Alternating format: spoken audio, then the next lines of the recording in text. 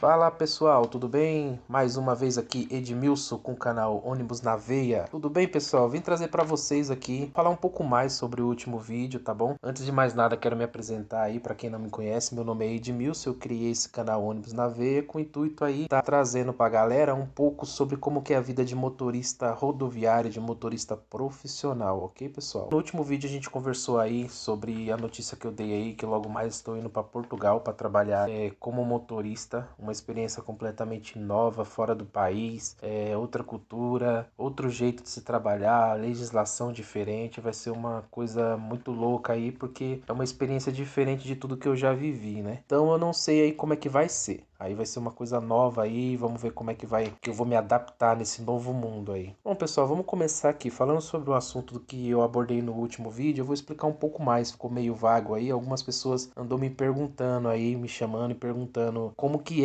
como que funcionou, até pessoas que também vão passar pelo mesmo processo. Lembrando aí que as vagas ainda tá em aberto, se eu não me engano vai ter alguns dias aí que vai ter novas entrevistas em São Paulo e Minas. Comecei a estudar, comecei a ver que realmente para a profissão de motorista, complicado em alguns países, é barrado sim, tem uma legislação muito severa em cima, são burocracias que tem que ser respeitada, tem que ser mantida. Então eu comecei a ver as possibilidades que eu tinha aí, comecei a procurar empresas que pudessem contratar pessoas estrangeiras, né, estudar como era o tipo de visto de trabalho para determinados países. Num certo dia eu encontrei uma vaga para Portugal. Essa vaga ela estava no InfoJobs. Eu estava sapeando ali, procurando umas vagas de trabalho fora do país, né? E encontrei essa vaga. Fiquei curioso, li ali e tal. Resolvi me inscrever, sem esperança nenhuma. Contava eu, imaginava que aquilo ali seria, sei lá, ninguém nem iria responder, imaginei isso, né? E mais ou menos aí uns 5 dias depois, um recrutador da empresa que estava fazendo a seleção me ligou, né? Me mandou mensagem primeiro, conversou, explicou como seria a vaga, perguntou se eu queria participar, eu disse que sim, então ele me ligou. Ele me ligou, me explicou tudo direitinho, o cara muito bacana, muito gente boa, me explicou como que era a vaga, explicou como que era o serviço, passou uma confiança ali, mas a gente fica naquela, né? Muito bom para ser verdade. Fiquei ali meio em stand-by e tal, ele disse que ia ter uma entrevista presencial pra gente poder estar conhecendo como que era tudo, e até mesmo essa entrevista ia ser com os gestores da empresa. Então eu aguardei. Também aguardei sem aquela esperança de retorno. Falei, não, isso aí não vai dar em nada, é muito difícil. Aquele negativismo que o brasileiro tem, né? Para minha surpresa, continuei minha vida normal, continuei trabalhando. Na época, estava fazendo viagem para o Nordeste. Montaram um grupo, do nada, de repente, um dia eu estava lá com o celular normal. Quando eu vi, tinha um monte de mensagem pipocando no celular, montaram um grupo com todos esses candidatos selecionados. Eles dividiram em vários grupos de 200 e poucas pessoas. O grupo que eu tava parece que tinha 260 pessoas, se eu não me engano. Marcaram o dia da entrevista presencial, a gente foi até lá no dia da entrevista presencial. E chegando lá, então colocaram a gente, o prédio era vários andares, a gente subiu para fazer a entrevista, colocaram a gente, dividiram em grupos de mais ou menos 50, 60 pessoas em algumas salas. Eu não sei quantas salas tinha mais ou menos, mas eu acredito que pelo menos umas 3 ou 4 salas no andar que eu tava. Eles apresentaram a vaga, apresentaram tudo certinho pra gente, contaram como ia ser. Aí bacana. Logicamente perguntaram quem queria continuar no processo. Todo mundo quis, é óbvio, né? Todo mundo quis. E aí eles falaram o seguinte: bom, pessoal, é o seguinte, vai funcionar assim. Hoje é uma entrevista pra gente conhecer vocês e a gente vai. Já explicamos pra todo mundo aqui como funciona. A gente vai chamar um por um na sala. Quem passar dessa entrevista vai receber novas orientações de como vai ser, tal, beleza, bacana. E ali eles falaram que a gente iria viajar até o mês 7, mais ou menos, né? A programação na época era essa. Então eles foram, tal, foram chamando um por um, chamando um por um. Estava aguardando na sala e na sala tinha um lanchinho pra gente. O pessoal foi super atencioso nesse ponto. E aí foram chamando um por um, tal, tal, tal. Mas era muito rápido a entrevista, era menos de 2, 3 minutos. Eles chamavam, olhavam, acredito eu que eles já tinham lido o seu currículo, ou lia na hora ali, perguntava, confirmava as informações e beleza. Praticamente todo mundo passou. Praticamente dessa etapa todo mundo passou. Pelo menos no dia que eu tava, eu vi uma pessoa sendo reprovada. Era um cara, um motorista de caminhão, que ele tava super agitado, querendo passar na frente de todo mundo porque tinha carga e tal. Ou seja, as atitudes deles não era a atitude de quem deveria estar numa entrevista. Ele entrou na sala, na hora o pessoal já dispensou ele porque, né, a atitude dele não condizia. Foi a única pessoa que eu vi nesse dia. Não vi, fiquei sabendo de outro caso por idade, mas eu não vi, não presenciei e tal. Então não posso falar. Então vamos lá, pessoal. Eu entrei, sentei na frente da pessoa que estava entrevistando. Ele olhou para mim, perguntou a minha idade, perguntou se eu era casado, se a família sabia que eu estava nesse processo, se eles tinham concordado, como a gente tem que aguardar aí uns meses até conseguir levar a família, perguntou se a família iria aceitar isso, tal, beleza, bacana, respondi ali, e ele, beleza, então aguarda ali. Fui lá, fui para outra sala, né? Essa sala que a gente foi, que eu fui no caso, já era uma outra salinha onde a gente estava aguardando, já ficava aguardando para ir pro teste psicotécnico. Era chamado ali uma turma mais ou menos de 10 pessoas por vez, 10, 15 pessoas, e já passava direto com a psicóloga para fazer o teste psicotécnico. O teste psicotécnico foram 2 testes, tá, pessoal? Eu vou deixar aí na tela para vocês verem uma imagem de como foi o teste. Eu não sei quem vai fazer, se ainda é o mesmo teste ou se eles mudam, mas o primeiro teste foi esse aí. Você observa que tem um quadrinho com as letras, né? São várias letras aí em fileira, em formato de quadrado. Basicamente ali você vai olhar, você vai fazer um risco na diagonal ou na vertical. Aonde tiver 2 letras iguais, você vai fazer um risco. Por exemplo, verifique que nesse quadrinho, na vertical, tem 2 letras iguais, os Y. Então o risquinho é na horizontal. Desculpa, na horizontal. Se fosse na vertical, os 2 Y um em cima do outro ou na mesma linha, você ia fazer na vertical, certo? Como está na horizontal, aí é na horizontal. Não sei se deu para entender, basicamente é isso. A linha que tiver as 2 letras iguais, se for na horizontal, faz um risco na horizontal. Se for na vertical, faz na vertical, mas tem que estar as 2 letras na mesma fileirinha, certo? Não pode estar uma aqui e a outra lá na fileira da frente, certo? O primeiro teste foi esse.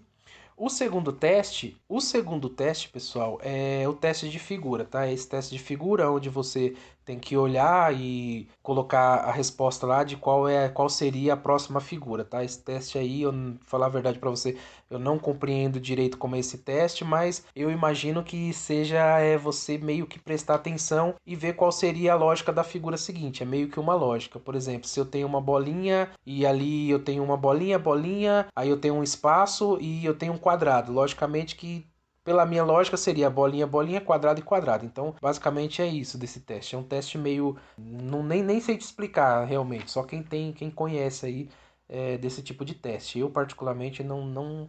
Esse da letra, beleza, eu peguei de cara tal. Esse outro eu tive um pouco de dificuldade, mas fiz uma quantidadezinha ali. Porque eu percebi que, na realidade, o teste é importante, mas o teste eu percebi que ele tinha a sua função, mas o que a psicóloga queria ver era, vamos supor assim, como cada um reagiria sobre estresse, como cada um reagiria naquela situação que você está sobre estresse ali, digamos assim. Por quê? De início ela colocou todo mundo sentado para a gente bater um papo, se apresentar rapidinho ali, e ela fez uma ou duas perguntas, quais seria a dificuldade inicialmente que a gente via em estar indo para lá, né, tal, e pediu para que a gente respondesse os pontos negativos, os pontos, né, mais ou menos isso aí. Então foi um bate-papozinho rapidinho, ela ficou observando cada um. Eu percebi que ela ficou olhando para a resposta de cada um, quem tinha iniciativa, quem não tinha, quem tinha coerência no que falava e quem não tinha. Basicamente eu percebi que esse teste estava o quê? Analisando a pessoa, sabe? Analisando ali como que a pessoa se porta, que tipo de pessoa que ela é. Ela consegue conversar sobre pressão, ela não consegue, ela consegue ter calma para conversar o assunto. Basicamente eu percebi que ela ficou de olho nisso aí, tá bom, pessoal? Ficou percebendo se a pessoa tinha essa facilidade de conseguir se comunicar, mesmo sobre estresse, porque ele causa um estresse. Você está num ambiente de teste e um ambiente de teste que você não conhece, diferente daqui do Brasil. Beleza, pessoal, passando essa parte aí, o que eles falaram pra gente? Ó, pessoal, a gente agora vai selecionar quem passou, né, e quem não passou, e a gente vai dar um feedback aí no máximo até o final da semana. Então eles iam dar um feedback para quem passou e para quem não passou. A minha resposta só veio chegar depois de 20 dias. Mas por que depois de 20 dias? Com 15 dias eles já começaram a montar um grupo, começaram a mandar tipo, as pessoas já para aquele grupo que tinha passado, certo? Primeiramente eles fizeram isso, criaram um grupo, mandaram um e-mail para a pessoa que tinha passado ali, bacana, tal, tal, você passou, tal, beleza. E eu não recebi e-mail, e eu não fui adicionado em nenhum grupo. Inclusive tem um amigo meu aqui, próximo de casa, que vai também, e ele foi adicionado no grupo. Como ele foi adicionado 5 dias antes, e eu fiquei aquela semana pensando, falei, bom, não passei, né? Porque não fui adicionado no grupo, já faz dia que criou o grupo, mas A empresa que estava fazendo o recrutamento, eles falaram o seguinte, que algumas pessoas eles tinham recebido a resposta e outras não. Então, não necessariamente, se você não recebeu a resposta naquela época, não significava que você não tinha sido aceito. Poderia ser simplesmente que a sua ficha ainda não teria sido vista por eles lá, né? Ainda não teria sido ali de uma forma ali analisada por eles.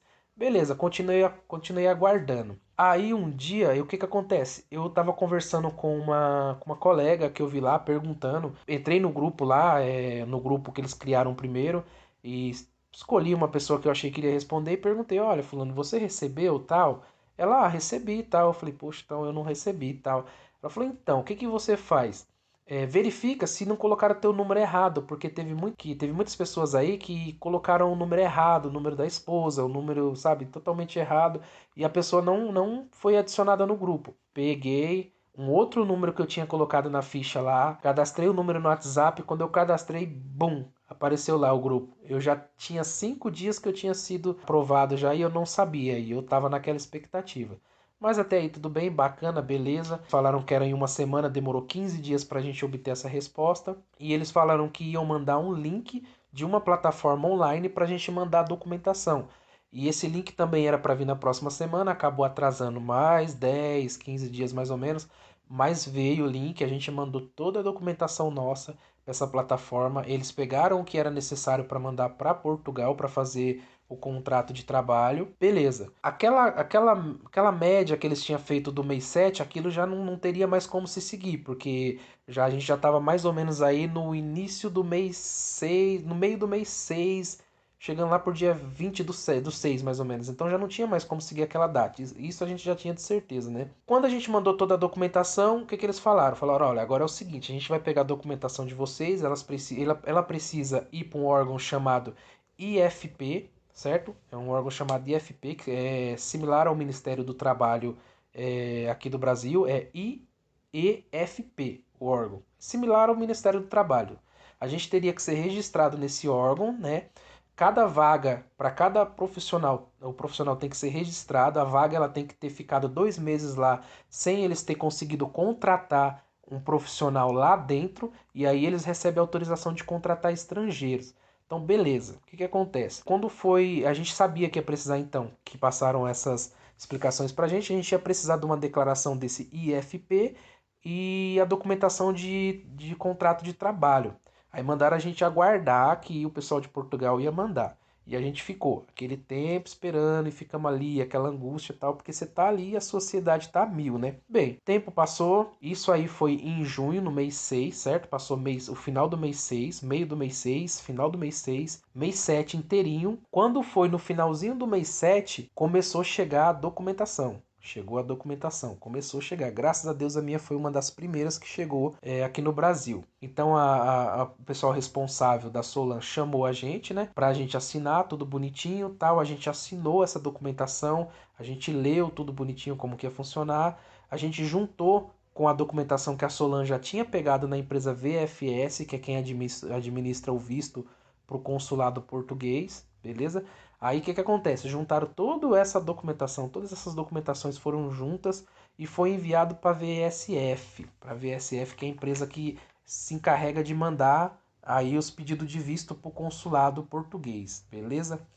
A minha documentação, ela chegou na VFS no dia 18 do mês 8. Quando foi no dia 19, ela foi enviada para o consulado. Ela foi enviada para o consulado de Portugal. O tempo estimado que eles dão, que é uma previsão do visto estar pronto, é entre 30 a 60 dias. 30 a 60 dias colocam lá úteis, né? Pode ser que saia antes, possa ser que saia um pouco depois. Eles sempre explicam isso, né?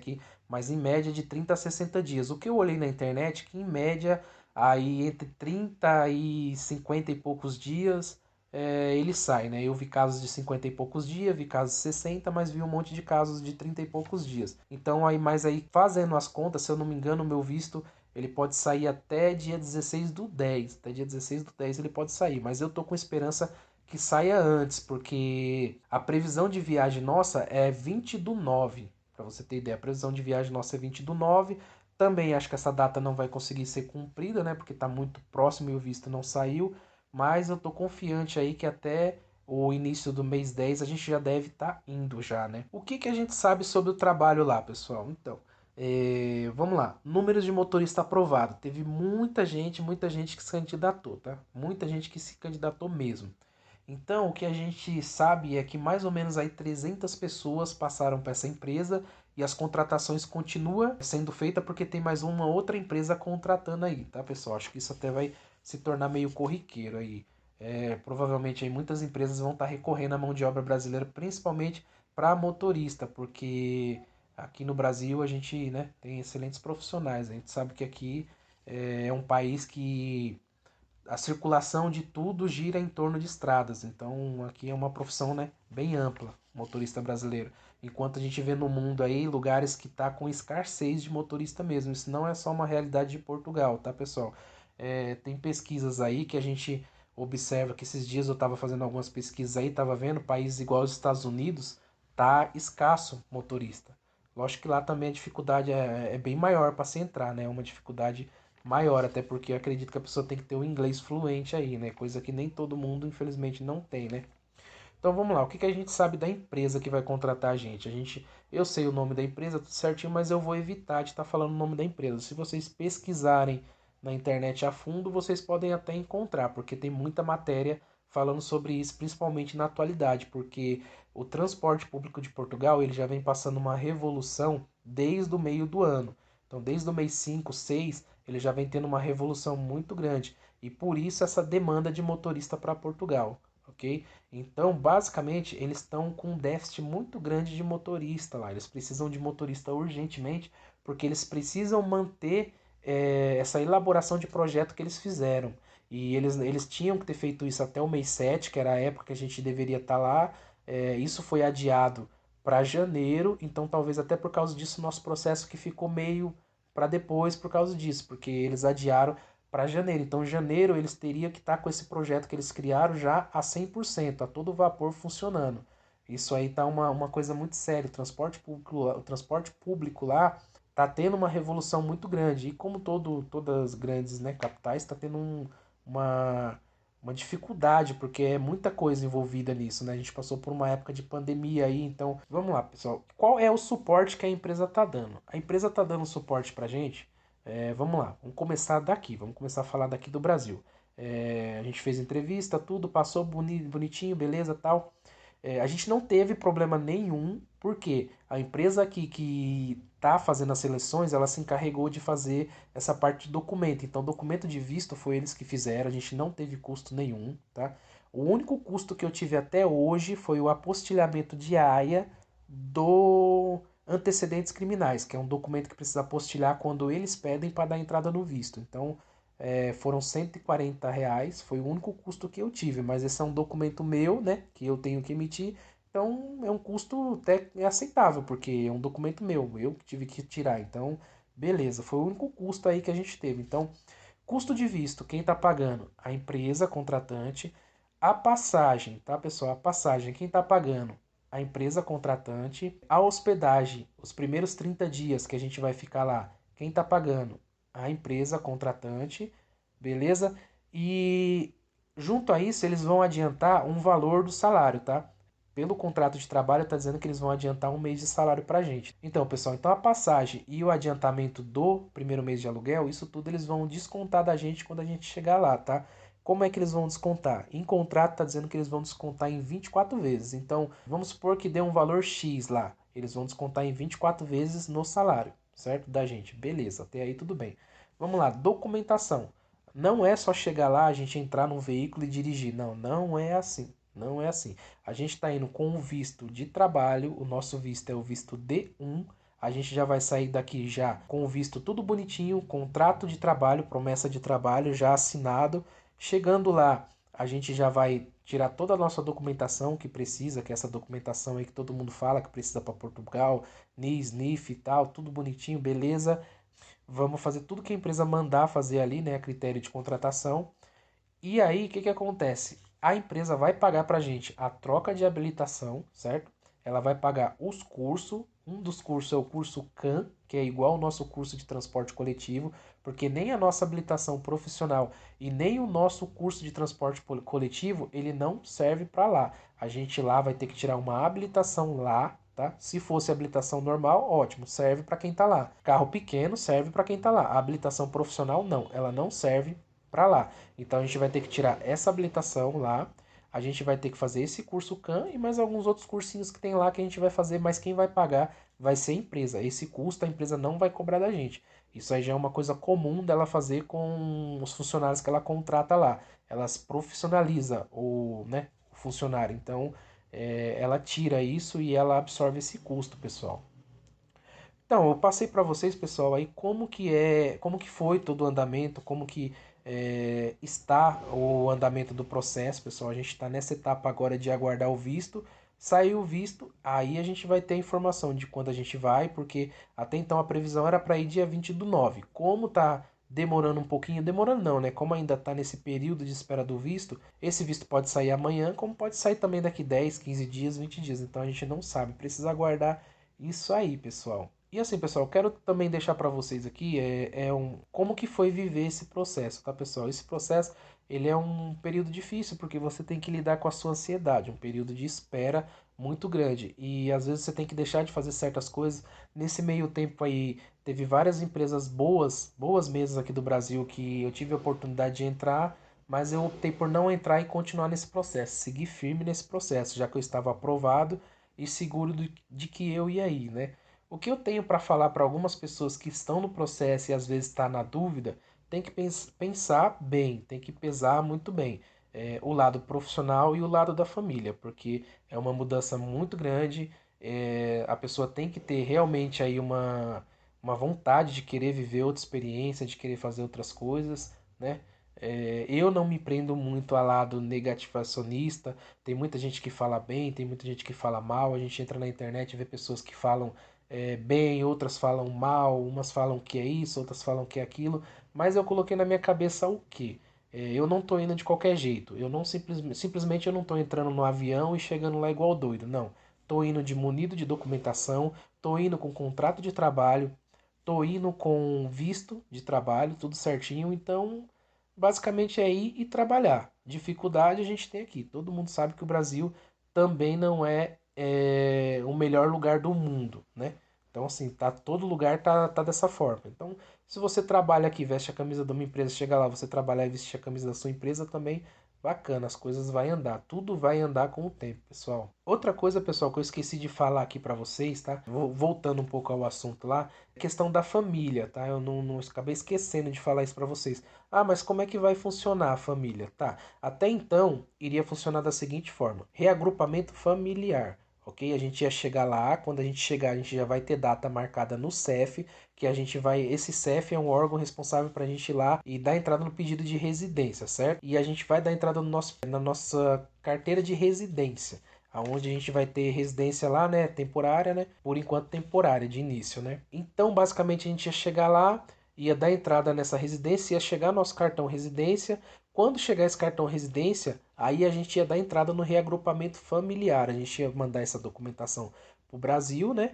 Aí os nossos parentes faz todo o trâmite e pede um visto, se eu não me engano, visto D6. E aí eles pedem a residência para ir estar morando em Portugal também, chegando com documento, visto, tudo certinho, bonitinho, tranquilo. Só que tá tendo muitas mudanças na lei. Tá tendo muitas mudanças na lei e eu ainda não consegui acompanhar e compreender 100% de como isso vai funcionar, beleza? Mas também tem aquela possibilidade da minha família tá indo comigo, certo? Pedir o reagrupamento familiar lá, mas porém eu não vou fazer isso. Eu vou chegar lá primeiro, vou ficar entre 3 a 4 meses lá primeiro, porque eu quero preparar o terreno, eu quero alugar casa. Aluguel tá uma coisa muito complicada lá, mas a empresa ela vai colocar uma imobiliária para, né, auxiliar a gente nisso tudo, então até nisso ela vai ajudar. Ela já disse que vai ter uma imobiliária auxiliando a gente com moradas compatíveis com a nossa renda, né, que tudo certinho para dar um suporte para a gente aí. Então,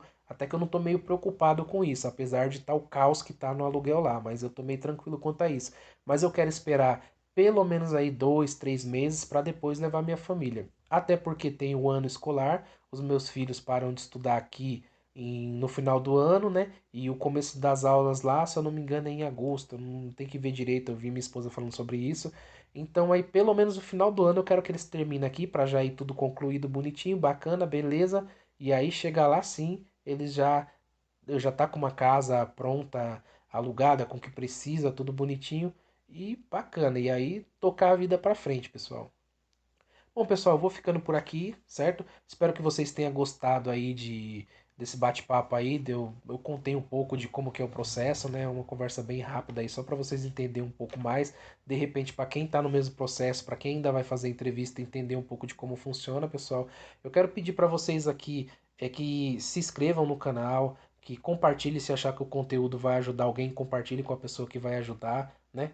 Se inscreva aí porque eu quero continuar aí trazendo os conteúdos bons para vocês aí. Quero trazer vídeos bacana para vocês chegando lá. Quero começar a contar um pouco de como é a rotina do motorista, de como são os veículos. Pretendo também, assim que possível, estabilizar lá, ir para outros países próximos ali, ver como que funciona a infraestrutura de ônibus, como que é o rodoviário, né? Como que é a parte operacional aí dos urbanos, tipos de veículos diferentes, o que tem de legal, o que tem de diferente, o que tem de melhor, o que tem de pior. Então, basicamente, o canal é para isso, pessoal. Então eu peço para vocês que se inscrevam aí no canal, dê um joinha